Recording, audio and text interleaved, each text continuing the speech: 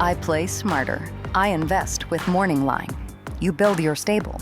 When they race, you earn. Buy, sell, trade, anytime. Morning Line. Own the game.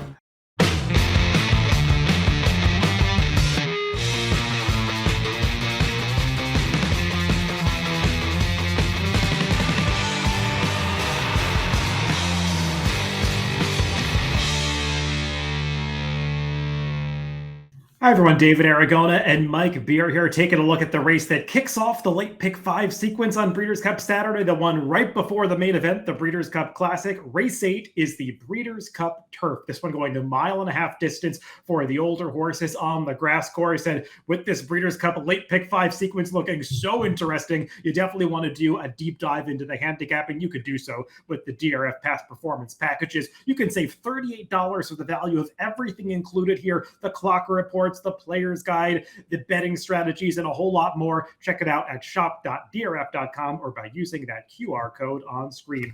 Let's throw up the field of 14 that was entered for this Breeders' Cup Turf. Yet another large field on Breeders' Cup Saturday, Mike. This is the theme. And these are competitive races, but this one is going to have two clearly defined favorites in the two-time Breeders' Cup Turf winner, Rebels Romance, drawn on the rail, and the recent ARC runner-up, Mini Hawk, who I did peg as the 8-5 Morning Line favorite, drawn in post 8. Yeah, another big field here. I thought this one was a little bit top heavy, David. We'll see. I mean, we have, some American horses in here. It just seem like they're really up against it. If, one of, 2 or 3 of these Europeans show up with their good race. Yeah, there is a lot of international flavor. You could just see by the country codes attached to the names of all of these horses in this race. Very few American participants in this Breeders' Cup Turf, and they're going to have their work cut out for them to beat all of them, but especially those two favorites. No pace projector for this race because, like I said, so many of these horses are based overseas, so we don't have the North American pace data from which to draw for the pace projector. But, Mike, just looking through this field, there are a few horses that want to go forward, particularly the number 7 Silawi, who just wired the field in the Canadian International last time. Yeah, he seems like one-way speed in here. So I guess he's going to come out of there running. And, I did feel like, maybe his only chance was to employ those tactics and see how it works. And then if he does do that, David, I guess we'll see how that impacts Rebels Romance, who, in my opinion, is at his best when they just sort of let him get involved early. I think he wants, even if he doesn't make the lead, he wants to take control of races early on. We'll see if he's able to do that in here. I think that's the perfect transition into the first contender that we'll talk about, drawn on the rail. That is Rebels Romance, the 2022 and 2024 Breeders' Cup Turf winner, going for an unprecedented third victory in this race in 2025. And we'll take a look at his most recent prep for this Breeders' Cup Turf when he won the Joe Hirsch Turf Classic at Aqueduct, going the same 1.5 mile distance in his most recent start. And Mike, just as you were hitting on, he is a horse that is very effective when they go with him early. They made an early move through the stretch the first time to take over this race, and he basically led for the second mile of this 1.5 mile journey and was just able to keep ratcheting up the pace, never giving anybody else a chance. And that is when Rebels Romance is so dangerous, when he can just gradually increase the pace, draw out the stamina deficiencies in his rivals. He did that in the Breeders' Cup Turf last year, but he made that early move to take the race over and held on late. I guess the one concern, Mike, and I want your take on this, is does the rail draw work against him if it gets him boxed in early?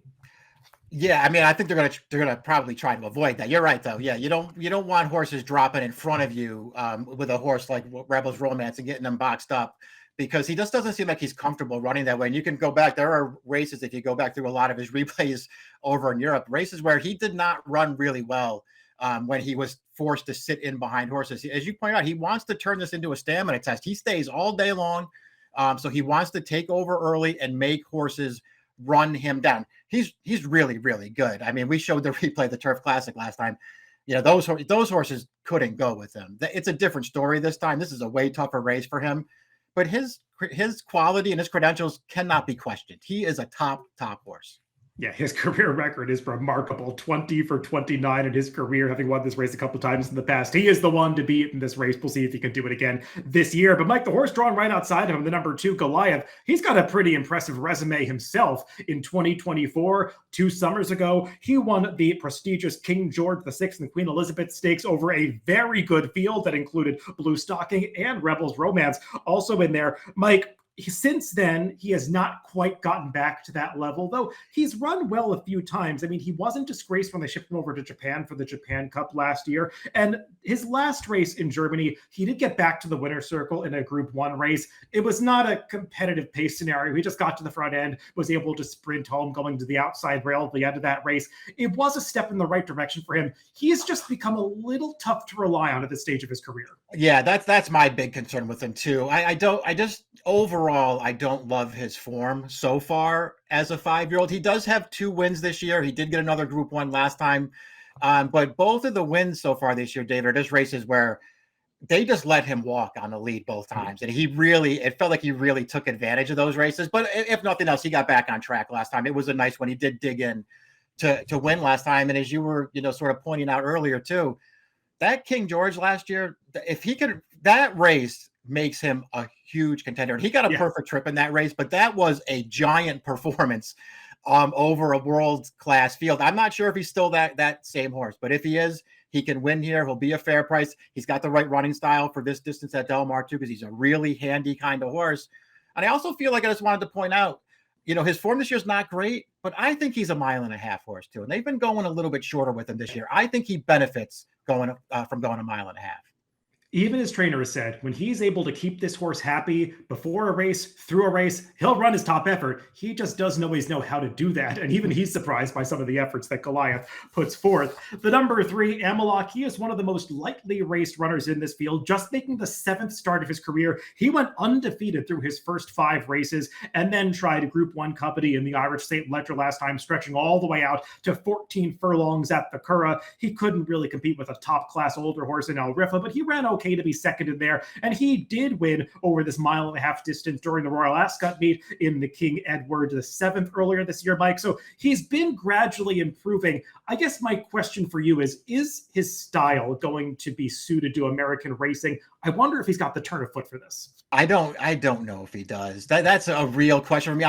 I like the way he's progressing, and obviously he wants to stay. He wants to go this far, but man, he's got the major win for him was that Group 2 going this distance 2 back. I don't like the visual of that race at all. I mean, he's last early in there. His rider is all over him just to try to keep up around the bend. The whip is out and they still got like 5 furlongs to go in that race. He did eventually overwhelm those horses at the end, but he's not going to be able to get away with that against this field. I'm really concerned about this horse in this spot. Yeah, he is a true staying type, and those types don't always win the Breeders' Cup Turf, but he is one that is improving into this race. Yeah. The number 4, Redistricting, they stretched him out around the 3 turns in the United Nations at Monmouth, the 2 back, and he handled it, even though he didn't necessarily look like a horse that was going to be a turf marathoner early in his career, going towards the front end in that UN. He sat just off the pace, stuck through. He got a very good trip to win that race, and it all worked out. Then he tried Rebel's Romance last time in the Joe Hirsch Turf Classic. He was never going to beat that foe, but he did stay on well for second, holding off El Cordobis for the runner-up spot. So this horse is in very good form right now, Mike. This is just an awfully tough spot for an American-based runner. Right, and it's hard to see him turn the tables on Rebel's Romance based on the Turf Classic evidence, and then you throw in a couple of other really good horses into the mix, and it just feels like everything's working against Redistricting in this race. I'm a fan of his. I was a fan of his from early on. He lost me a little bit. I appreciate the fact that he's sort of gotten back into form recently. It's going to be hard for him to hit the board in this race, I think. The number 5, Rebel Red. He was a runner-up at the Group 1 level in the Sword Dancer 2 back at Saratoga. And then last time, last of 5 in a very competitive edition of the Joe Hirsch Turf Classic, was no match for Rebel's Romance and some others in there. Mike, this horse is kind of unreliable. You don't always know what you're going to get from him. He can put in a big stretch kick when he settles early and when he's on his game, but it's been few and far between that he's been able to run those races at the very top level. So I'm not really sure if this is the right spot for him. I'm not either. Trips are way too important to this horse. And so, he's going to really need to get a good one here and then hope some other horses show up. Even when he ran, a good race at this distance 2 back, David in the Sword Dancer, I thought El Cordobis ran better than he did. And that horse is back in this field. The number 6 Wimbledon Hawkeye. He is a 3-year-old taking on older rivals in this race, but at least he's got plenty of experience under his belt. He had a strong European campaign, gradually improving before he came to the U.S. to try that lucrative Nashville Derby at Kentucky Downs last time. And he was game to hold on to win that race, beating out a good dirt horse in Burnham Square, who switched over to the grass for that race, as those two drew well clear of the rest. Mike, just a little hard to get excited about this horse based on his prior European form. Yeah, I just don't, think that Nashville Derby form, all credit to him for winning at a big purse there. I just don't think that form's going to hold up very well against a field like this one. His form in Europe was fine, and he's another horse who stays a distance. I just don't know that he's good enough to go with these horses. The number 7, Silawi, has gone all over the globe to compete. He was in Great Britain most recently and was up and down through the summer of this year. They tried the Canadian International coming to North America last time, and it really worked out for him, Mike, because he's a horse that wants to go to the front end. He was able to get totally loose on the lead and got a little closer than it looked like it might at the 8th hole at the very end of that race, but he was able to hold on. I think that was a very good call by you. I think you liked him in that race at 10-1. This is just a way tougher spot for him. Yeah, like that seemed like a good spot for him, especially one where you knew he was going to be able to make the lead. That's when he's at his best, when he can sort of run off to the front there and keep going. He's not a horse, it doesn't seem like anyway, when you go through his European form in particular, he doesn't go to the front and slow things down. He just kind of wants to go out there and, go at a pretty good clip up there and see if he can last. He just held off Tawnyport last time, David. I'll be surprised if he can hold off the favorites in this race. You know the thrill of picking a winner. But instead of just running to the window for a quick payout, I play smarter. I invest with Morningline. Morningline is a more sophisticated way to use your skill and bankroll without putting it all at risk. Build your stable. When they race, you earn. Buy, sell, trade, anytime. Keep the action rolling without burning your bankroll. This is playing the ponies, elevated like a boss. Morningline. Own the game. The number 8, Mini Hawk. She is the horse that I did install as the morning line favorite here. We'll see who goes favorite between her and Rebels Romance. They both have credentials to win a race like this. And Mike, she just kept getting better and better through her 3-year-old season in Europe. She won 3 Group 1s in a row, all against her own sex in the Epsom Oaks, the Irish Oaks, and the Yorkshire Oaks, but she beat progressively tougher company in all of them. That runner-up to her in the Yorkshire Oaks, Estrange, is a really good one, an older filly in Europe. And then they tried a tough spot last time in the Arc de Triomphe. She went off as the favorite based on her form coming into the race. And I mean, she ran great. She got run down at the end, but she made the first move to take that race over, maybe even moved a little bit too soon. I wonder what your take on that is, Mike, but she battled back in the late stages, lost a heartbreaker. Aidan O'Brien's coming right back here, trying to ride the wave while it's at its crest for her to win this Breeders' Cup Turf to end her season. Mike, she seems like a horse that should be pretty well suited to American racing. Yeah, that was the thing that I liked most about her. I mean, of course, I like how progressive she is, and she just kept going from strength to strength through the summer, beating, as you point out, good horses. Estrange is a good horse. Her stablemate Whirl, who she beat at Epsom, is a really nice horse, and she managed to down her that day. So just keeps getting better. I loved her arc. I thought she ran great in there, and I love her running style for a race like this, because she's another one a lot like Rebels Romance. She can be forward and still stay. She packs a really strong closing kick while always staying within range of the leaders. Something I liked watching her replays, Mike, is for a European, she is a really good gate horse. She broke about a length ahead of the field in the arc last time, so not worried that she's going to blow the breaker and maybe be out of position early.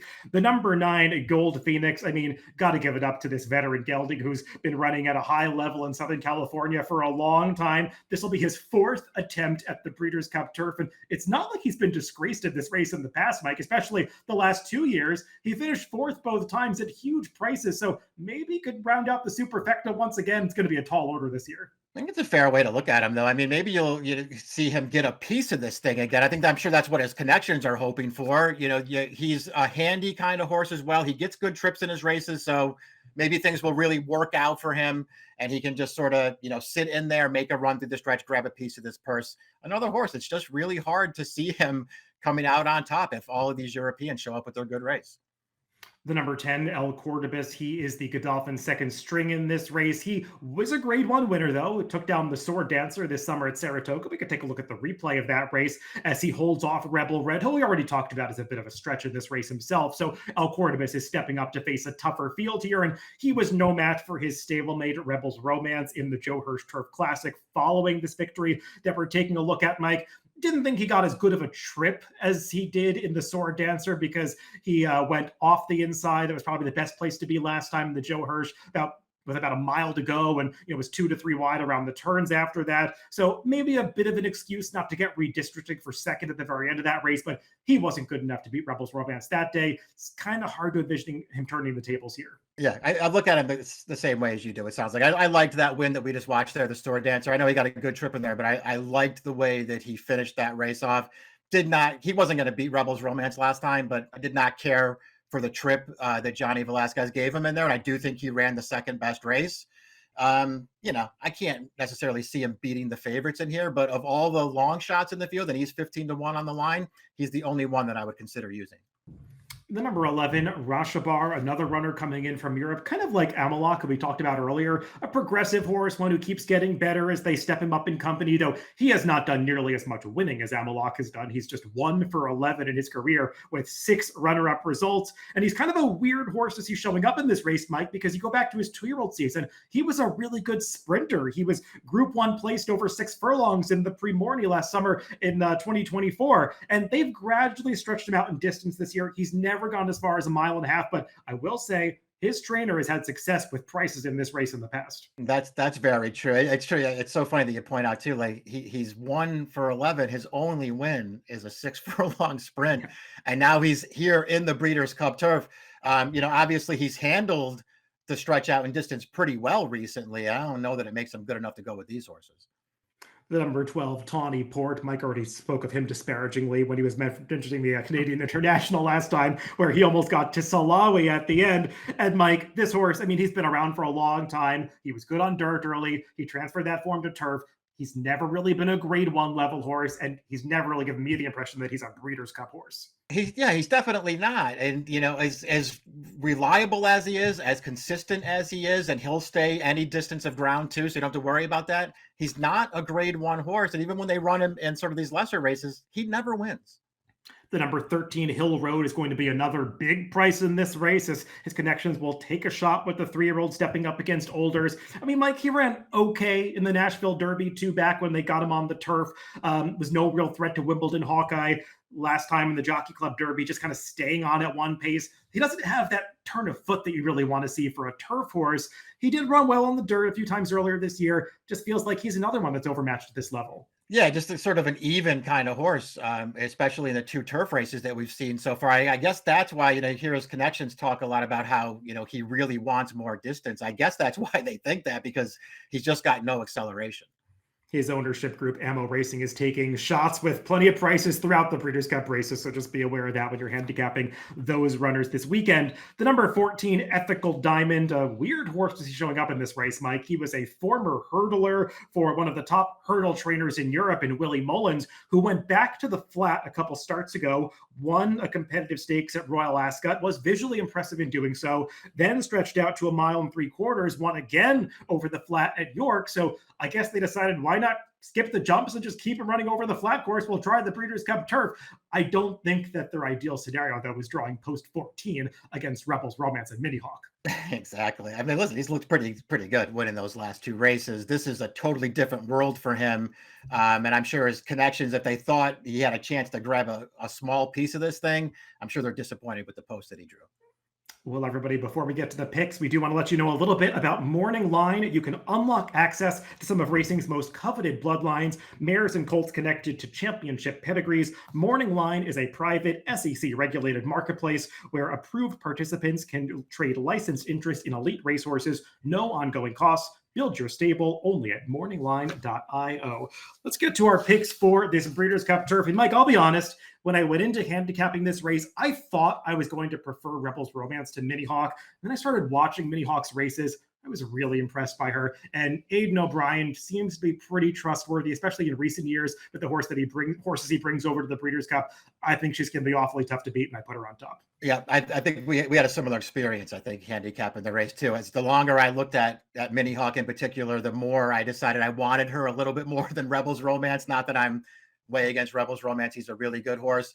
But I also sort of liked what I've been seeing from Goliath. Again, I don't love his form this year, but I think there are, ways to mitigate some of those performances. I know he's got a race in him if he decides to deliver it on Saturday.